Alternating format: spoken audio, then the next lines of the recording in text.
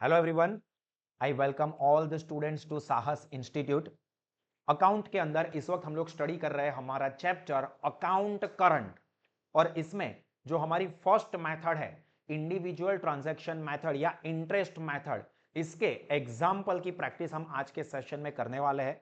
ये एग्जाम्पल हम लोग करें इससे पहले मैं आपको फिर से एक बार इस मेथड के जो स्टेप्स है, जो कि 8 स्टेप्स को फॉलो करके ये एग्जाम्पल हो सकता है, वो क्विकली याद करवा देता हूं, जो कि आगे वाले सेशन में हमने कंप्लीट डिटेल में डिस्कस किए हुए थे। तो सबसे पहले तो क्या होता है, तो हमें टाइटल देना होता है, और जिसकी बुक में अकाउंट करंट बन रहा है, जो पर्सन अकाउंट करंट रेंडर कर रहा है, उसका नाम पीछे आएगा, और उसकी बुक में जिसका नाम है, कस्टमर का नाम है, मतलब जिसको ये अकाउंट करंट हम रेंडर कर रहे हैं, सेंड करने वाले हैं, उसका नाम आगे आएगा। तो टाइटल देना है। उसके बाद second step, important step, table draw करना है। पेज को बीच में से फोल्ड कर दोगे, left side debit, right side credit, left side 6 column, right side 6 column. 6 column में सबसे पहला date, then particular, then due date, days, amount, interest. फिर थर्ड स्टेप में हमको क्या करना है, वो जो ट्रांजैक्शंस दिए हैं उसको डेबिट क्रेडिट के रूल के हिसाब से अकाउंट करंट के डेबिट साइड पर या क्रेडिट साइड पर रिकॉर्ड करना है। और वो रिकॉर्ड करेंगे तो उसमें 4 चीजें जो फिक्स होगी वो एज इट इज रिकॉर्ड कर देंगे।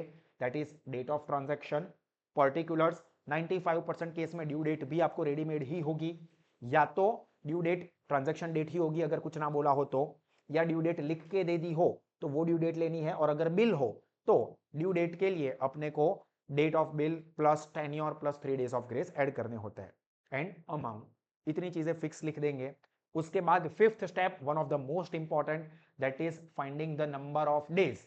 नंबर ऑफ डेज कहां से कहां तक के होंगे, from due date to date of rendering account current. ये date of rendering account current ये अपने को एग्जांपल में रेडीमेड दे दिया होगा। पर यहां पर दो चीजें ध्यान रखनी है कि ड्यू डेट वाले केस में जो ओपनिंग बैलेंस दिया होगा उसकी ड्यू डेट से हम date of rendering account current consider करेंगे, डेज फाइंड आउट करेंगे। तो जो ओपनिंग बैलेंस की डेट है, पहली डेट, उसको भी नंबर ऑफ डेज में ऐड करेंगे, और जो date of rendering account current यानी कि आखिरी डेट है, वो दोनों डेट को भी नंबर ऑफ डेज में ऐड करेंगे। पर बाकी के जितने भी ट्रांजैक्शंस होंगे ओपनिंग बैलेंस को छोड़ के, तो उस केस में जो ड्यू डेट होगी उसको हम लोग इग्नोर करेंगे, बट जो date of rendering account current होगा उसको हम लोग नंबर ऑफ डेज में कंसीडर करेंगे। ये अभी एग्जांपल करेंगे तो आपको परफेक्टली समझ में आ जाएगा। उसके बाद क्या करना है, डेज फाइंड आउट कर लिए तो अपने को फाइंड आउट करना होगा इंटरेस्ट। तो इंटरेस्ट के लिए फॉर्मूला रहेगी I is equal to PRN। P मतलब प्रिंसिपल अमाउंट यानी कि amount of transaction, into rate of interest जो कि एग्जांपल में रेडीमेड दिया होगा, इनटू N यानी कि नंबर ऑफ डेज जो कि हमने फिफ्थ स्टेप में फाइंड आउट किए होंगे, वो number of days divided by, कुछ ना बोला हो तो 365 डेज, या एग्जांपल में बोला हो एज्यूम 360 डेज या 350 डेज तो वो लेंगे। इंटरेस्ट मिल गया, हर एक ट्रांजैक्शन का लिख दिया। उसके बाद सेवंथ स्टेप में हम लोग find out the balance of interest. जो इंटरेस्ट कॉलम है डेबिट साइड और क्रेडिट साइड का, उसका बैलेंस फाइंड आउट करेंगे। बैलेंस कैसे मिलता है, जो आप लेजर पोस्टिंग वाले चैप्टर में पढ़े हो, फिर भी एक बार बता देता हूं कि जिस साइड का टोटल ज्यादा होता है वो टोटल दोनों साइड पर लिखा जाता है, और उसमें से जो लेसर अमाउंट हो उस साइड की अमाउंट को माइनस करेंगे तो उसी साइड पर अपने को बैलेंस मिलेगा। मतलब अगर क्रेडिट साइड का टोटल ज्यादा हुआ तो वही टोटल दोनों साइड पर लिखेंगे, उसमें से डेबिट साइड की जो अमाउंट है उसको माइनस करेंगे तो जो डिफरेंस की अमाउंट मिलेगी उसको डेबिट साइड पर ही लिखेंगे, बट एक्चुअली में उसको कहा जाता है क्रेडिट बैलेंस। तो ये जो इंटरेस्ट का बैलेंस हमने जिस साइड पर लिखा होगा उसको फिर उसके ऑपोजिट साइड पर अमाउंट के कॉलम में ट्रांसफर कर देंगे। एंड आखिरी step number 8, find the balance of amount column. Clear? तो यहां पर हमारा एग्जाम्पल खत्म होगा। अब इन्हीं स्टेप्स को फॉलो करके हम लोग हमारे जो एग्जाम्पल्स है वो डिस्कस करते हैं। देखिए एग्जाम्पल में अपने को क्या बोला है, the following are the series of transaction between Ram and Shyam. दो पार्टी के नाम दिए है फॉर 3 मंथ्स, मेन ये है, एंडिंग ऑन 30th जून 2024। मतलब ये 30th जून ये हमारे लिए इंपॉर्टेंट डेट है क्योंकि यहां पर खत्म हो रहा है, तो date of rendering account current ये हमारी होगी 30 जून। 30 जून तक का अकाउंट करंट अपने को बनाना है। Calculate the amount of interest to be payable by one party to other. अब देखो यहां पर ये नहीं बोला है कि कौन रेंडर करेगा, किसको रेंडर करेगा, one party to other. Sir अभी अपने को कैसे पता चलेगा राम आगे रखे या श्याम आगे रखे, तो पढ़ते हैं अदर एट 10% पर annum। तो ये रेट ऑफ इंटरेस्ट अपने को दे दिया जो अपने को इंटरेस्ट फाइंड आउट करने के लिए चाहिए। राउंड ऑफ, ये एक नोट ध्यान रखनी है इस एग्जांपल के लिए, इंटरेस्ट टू नियरेस्ट नंबर, मतलब अपने को डेसिमल में नहीं रखना है। 12.30 आया तो फिर 12 रुपीज, 15.70 आया तो 16 रुपीज, नियरेस्ट रूपी में अपने को कन्वर्ट कर देना है। तो पॉइंट के बाद अगर 5 या उससे बड़ा नंबर है तो एक ऐड कर देंगे, 5 से छोटा हो तो इग्नोर कर देंगे। क्लियर? अब यहां पर देखो मंथ दिए है और फिर ये क्या बोला है, ये देखो ये इंपॉर्टेंट है, बुक ऑफ राम, राम की बुक। तो राम की बुक तो ऑब्वियसली अकाउंट करंट कौन बनाएगा, राम बनाएगा। बुक राम की बुक है तो राम ही अकाउंट करंट बनाएगा ना, उसकी बुक में अकाउंट करंट होगा श्याम का। ये मेरा घर है तो इसमें कौन रहेगा, बाजू वाला। सर अरे मेरा घर है तो मैं ही रहूंगा ना। बुक ऑफ राम है तो अकाउंट करंट राम बनाएगा। लाइक मैं, ये मेरा घर है तो इसमें खाना कौन बनाएगा, मैं ही बनाऊंगा। सिंपल सी बात है। तो बुक ऑफ राम बोला है तो राम अकाउंट करंट रेंडर कर रहा है तो इसका नाम पीछे आएगा। और ऑब्वियसली नीचे आप देखोगे ना तो goods purchased from Shyam, cash paid to Shyam, Shyam के साथ क्या क्या ट्रांजेक्शन हुए ये दिया है, मतलब श्याम को अकाउंट करंट हम लोग देने वाले हैं। तो श्याम हमारा कस्टमर हो जाएगा। तो श्याम का नाम आगे, राम का नाम पीछे। आपको अगर ऐसा डायरेक्टली ना बोला हो कि prepare account current to be rendered by Ram to Shyam, ऐसा बोला होता तो राम रेंडर कर रहा है उसका नाम पीछे, श्याम को रेंडर कर रहा है तो उसका नाम आगे, ये डायरेक्टली था। पर अपने को उल्टा दिया। उल्टा क्या दिया, बुक ऑफ राम है, ये नहीं बोला कि कौन किसको रेंडर कर रहा है, पर जिसकी बुक है वही अकाउंट बना के दूसरे वाले पार्टी को देंगे। ये कॉमन सा लॉजिक लगाना है। तो राम का नाम पीछे, श्याम का नाम आगे। तो सॉल्यूशन के लिए सबसे पहले अपने को क्या करना होगा, टाइटल देना होगा। तो टाइटल क्या आएगा, पहले और आखिर में नाम, बीच में तो फिक्स ही है, इन अकाउंट करंट विद। तो यहां पर कस्टमर कौन हुआ, श्याम। तो श्याम इन अकाउंट करंट विथ राम, ये हमारा टाइटल हुआ। तो आप लोग भी इस तरह से टाइटल दोगे और उसके बाद एक लाइन ड्रॉप करके टेबल बनाओगे, 12 कॉलम वाला जो मैंने अभी आपको बताया लास्ट वाले सेशन में, पूरा टेबल मैंने ड्रॉ करके बताया था, ये रेफरेंस के लिए यहां पर है। तो आप जल्दी से टाइटल देके अपनी नोटबुक में ये टेबल ड्रॉ कर दो। टेबल टोटल कितना लंबा करना है सर, तो यहां पर आप ट्रांजेक्शन देखो, आपको टोटल 5 जितने ट्रांजेक्शन दिख रहा है, तो 12-15 लाइन का टेबल सफिशिएंट रहेगा। 15 जितने लाइन का टेबल ड्रॉ कर दो, 2-4 लाइन एक्स्ट्रा होगी तो चलेगा, बट कंजेस्टेड नहीं करना है। ठीक है, तो 15 या इवन जरूरत लगे तो 20 लाइन का ये टेबल ड्रॉ कर दो, मतलब एक पेज का। ठीक है, हालांकि आपका खत्म हो जाएगा 10-12 लाइन के अंदर ही। तो टाइटल दो और ये टेबल अपनी नोटबुक में अच्छे से ड्रॉ कर दो। चलो, आई एम श्योर कि आप सब लोगों ने ये टेबल ड्रॉ कर दिया होगा। तो हमारा पहला स्टेप टाइटल देने का हो गया, सेकंड स्टेप टेबल का हो गया। अब थर्ड स्टेप हम लोगों को ट्रांजैक्शन पढ़ के ये डिसाइड करना है कि डेबिट साइड पर लिखेंगे या क्रेडिट साइड पर लिखेंगे। पहले सिर्फ यही डिसाइड करेंगे। तो देखो, सबसे पहला 1 अप्रैल ओपनिंग बैलेंस, कौन सा बैलेंस बोला है, क्रेडिट। तो ओपनिंग बैलेंस सीधा क्रेडिट ही बोल दिया है, तो कहां पर लिखेंगे, क्रेडिट साइड पर। अगर ओपनिंग बैलेंस डेबिट दिया होता तो डेबिट लिखते। इसको थोड़ा और कॉम्प्लिकेटेड कर सकते हैं कि ओइंग टू या ओइंग बाय ऐसा लिख सकते हैं, जो आगे के एग्जांपल में हम लोग देखेंगे। तो यहां पर तो सीधा सीधा बोल दिया है कि ओपनिंग क्रेडिट बैलेंस है, तो क्रेडिट साइड पर लिखेंगे डेट के कॉलम में 1 अप्रैल। पर्टिकुलर्स में टू ओपनिंग बैलेंस, टू नहीं लिखोगे तो चलेगा, या एक बार, सॉरी यहां पर क्रेडिट साइड पर है तो बाय, एक बार कॉमन में राइट साइड पर बाय लिख सकते हो, लेफ्ट साइड पर टू लिख सकते हो। तो मैं यहां पर है ना पहले एक बार कॉमन में सबके लिए लिख देता हूं, ये बाय, फिर ये टू, पहली लाइन। और उसके बाद नहीं भी लिखते हो तो चलेगा, कुछ गलती नहीं है, मार्क्स नहीं कट होंगे। 1 अप्रैल बाय ओपनिंग बैलेंस या बैलेंस कैरिड डाउन या ब्रॉट डाउन, मैं यहां पर शॉर्ट में लिखूंगा ओपनिंग बैलेंस, क्योंकि आपके पास जगह की कमी होगी। अब ड्यू डेट, जो डेट ऑफ ट्रांजैक्शन होता है वही ड्यू डेट मानी जाती है, कुछ ना बोला हो तो वहां पर ये क्या होगी, 1 अप्रैल ही, जो ओपनिंग बैलेंस की डेट थी वही हमारी हो जाएगी ड्यू डेट। और अमाउंट कितनी दी है, 28,000।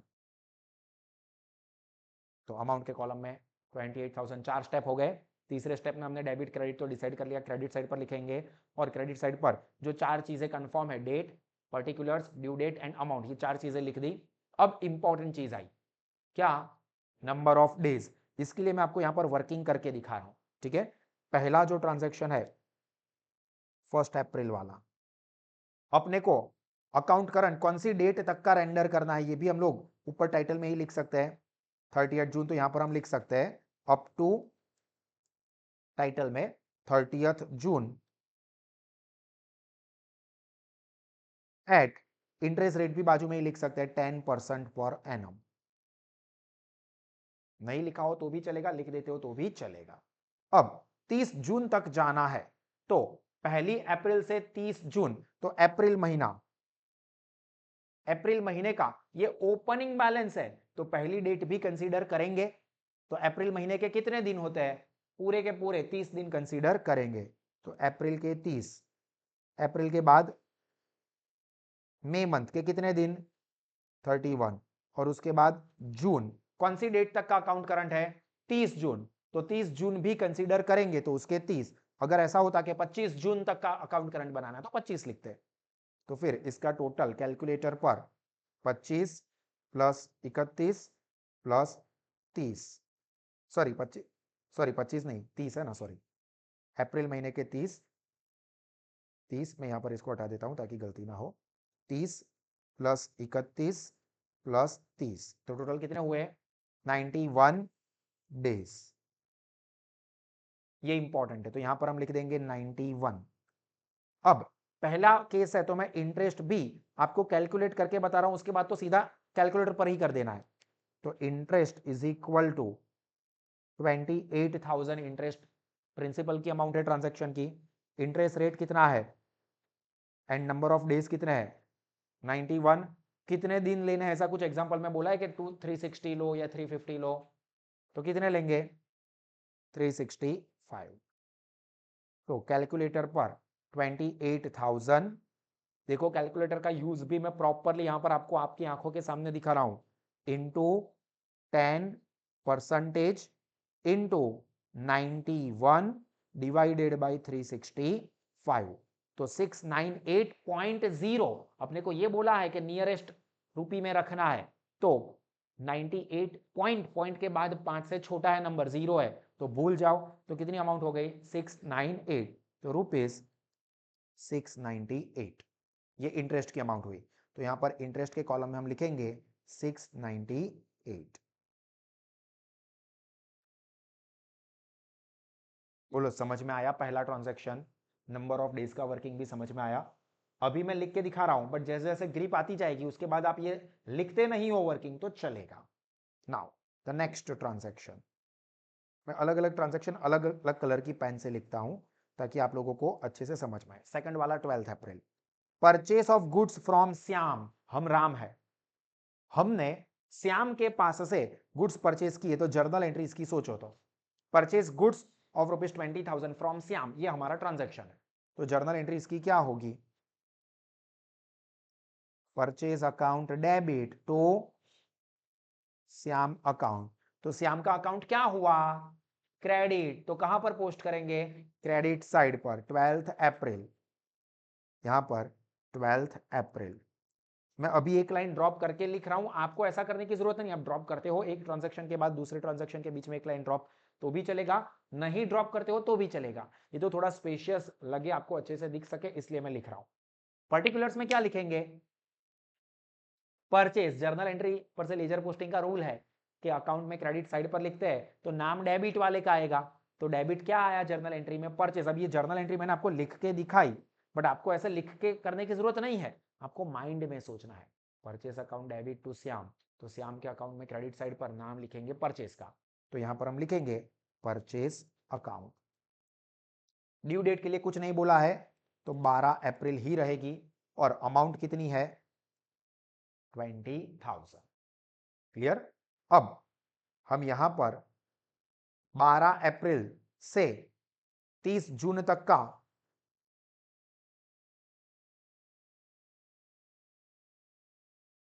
नंबर ऑफ डेज कैलकुलेशन करेंगे, तो उसमें ध्यान रखना अप्रैल, अप्रैल में अब 12 डेट को कंसीडर नहीं करेंगे, तो क्या करेंगे? 30 जो टोटल दिन होते हैं अप्रैल महीने के -12,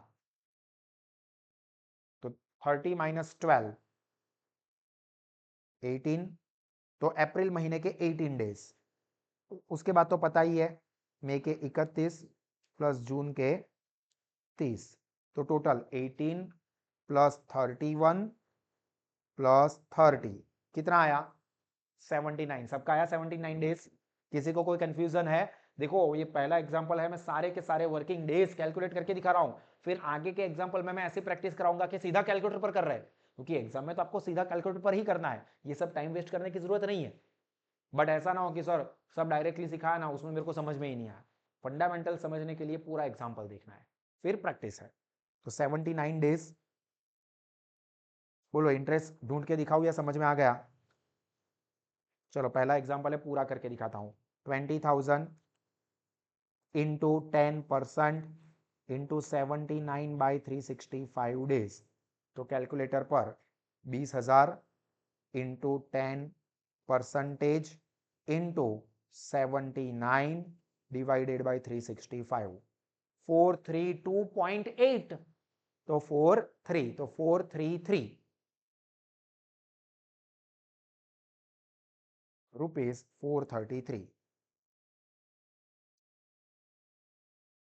432 पॉइंट है, 8 है, 8 बड़ा हो गया 5 से, तो आगे का नंबर ऐड कर दिया 433, तो यहां पर लिख दो 433 और नंबर ऑफ डेज में 79।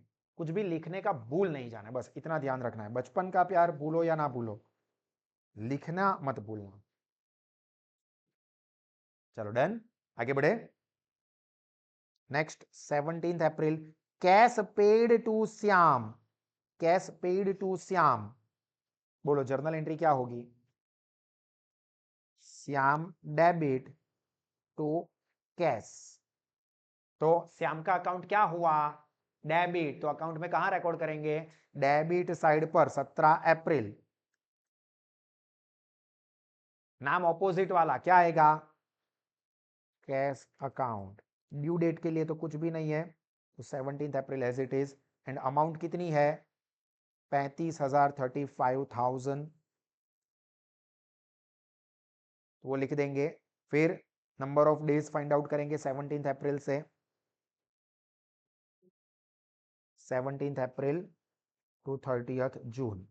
अप्रैल महीने में ही ध्यान रखना है, अप्रैल महीने में 30 माइनस 17, तो 13 दिन हो गए। अब मैं ये नहीं लिख रहा हूं कि 13 कैसा है, समझ में आया ना? चलो ना, पहला ही है।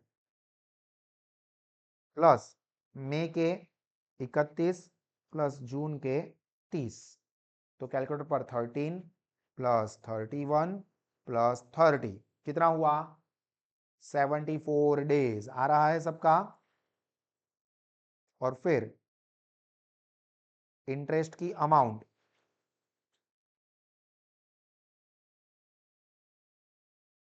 Interest is equal to amount कितनी है? 35,000, तो 35,000 इंटू 10% इंटू 74 डिवाइडेड बाई 365, तो 35,000 इंटू 10% इंटू 74 डिवाइडेड बाई 365, 709.5, तो 710, 710, 709.5 से बड़ा हो गया तो 710, तो रुपीज 710।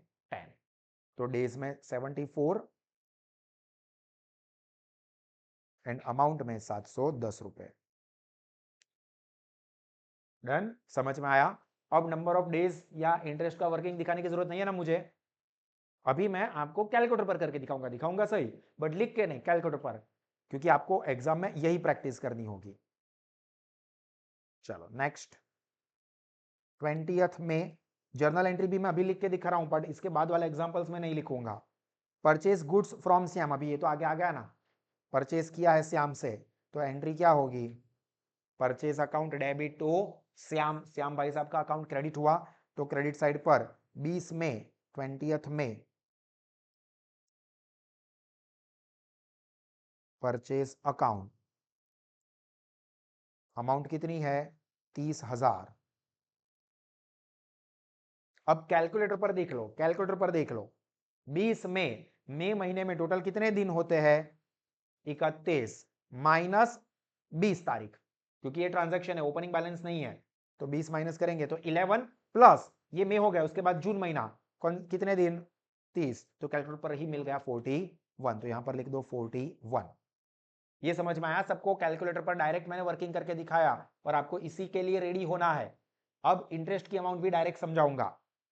कैलकुलेटर पर 30,000, देखो यहां पर आप देखो साइड पर दिखने को मिलेगा 30,000 इंटू रेट ऑफ इंटरेस्ट कितना है? 10%। तो आपकी स्क्रीन पर 3000 दिखेंगे इंटू नंबर ऑफ डेज कितना है? 41, तो इंटू 41 डिवाइडेड बाई 365, तो 336.9, तो 337।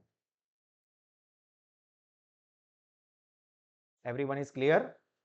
चलिए आखिरी transaction, cash paid to Shyam, ये आगे आ चुका है, उसके जैसा ही है। 34,000 रुपए 5 जून को पेड किया है श्याम को, तो एंट्री क्या होगी? Shyam account debit to cash, तो श्याम के अकाउंट में डेबिट साइड पर 5 जून 5-6, ध्यान रखना गलती से भी 5-5 लिख लिया और डेज फिर में से कैलकुलेट किए, white buffalo goes into black water, उल्टा हो जाएगा।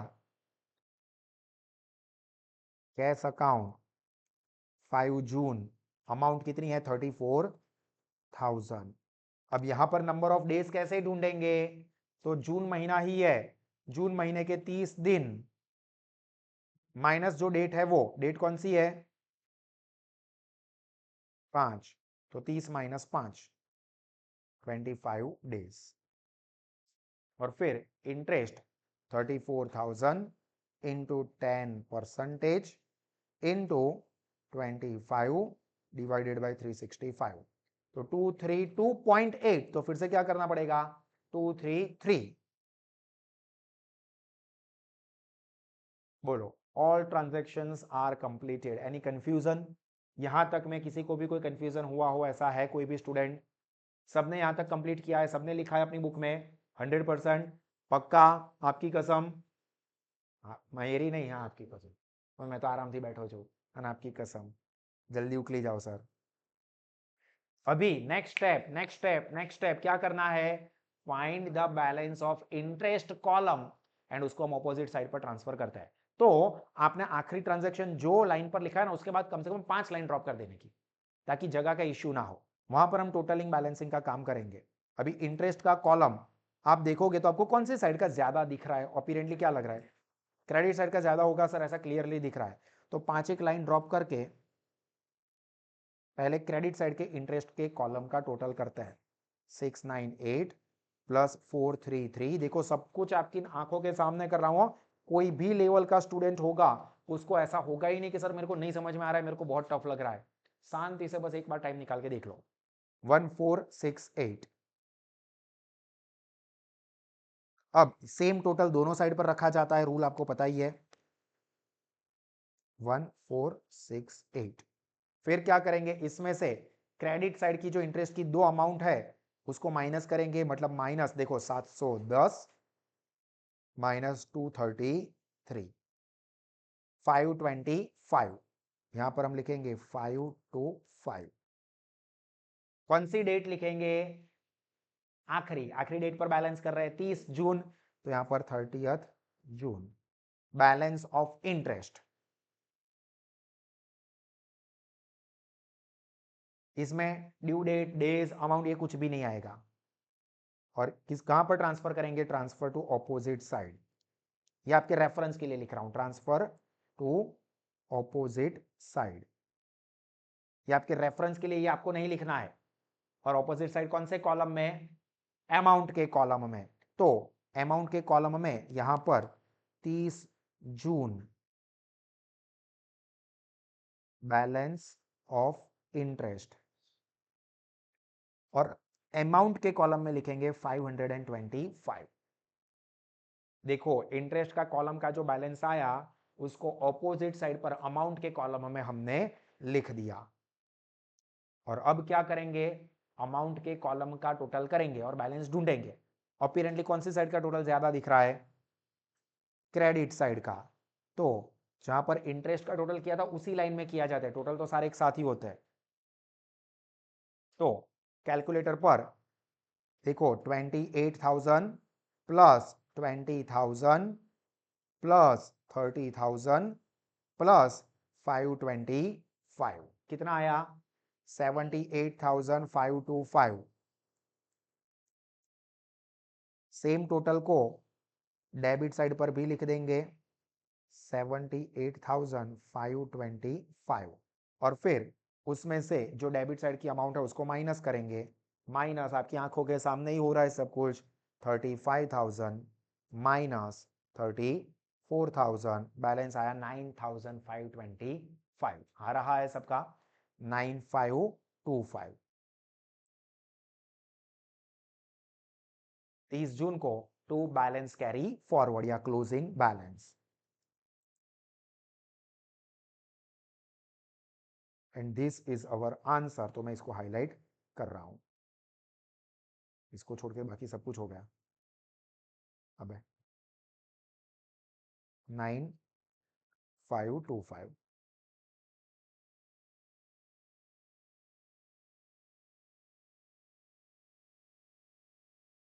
This is our answer. Example is over. पूरा अच्छे से डिटेल में हमने कंप्लीट कर दिया।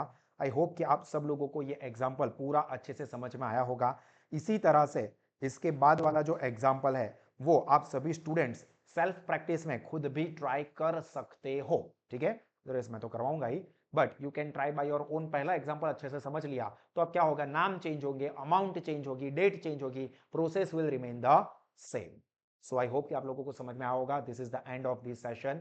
God bless you all. और अपने सारे दोस्तों को जरूर से सजेस्ट करें कि वो साहस इंस्टीट्यूट के ऑफलाइन या ऑनलाइन लाइव या एप्लीकेशन मोड के साथ जरूर से जुड़े।